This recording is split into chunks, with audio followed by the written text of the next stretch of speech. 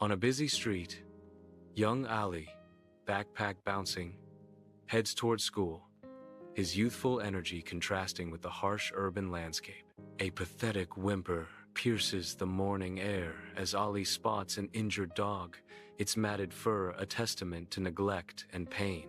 Torn between duty and compassion, Ali hesitates, his face etched with concern as he makes a life-altering decision to help the suffering creature.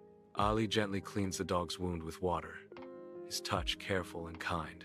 The dog laps up the offered food and water, its eyes locking with Ali's in a silent expression of gratitude and trust.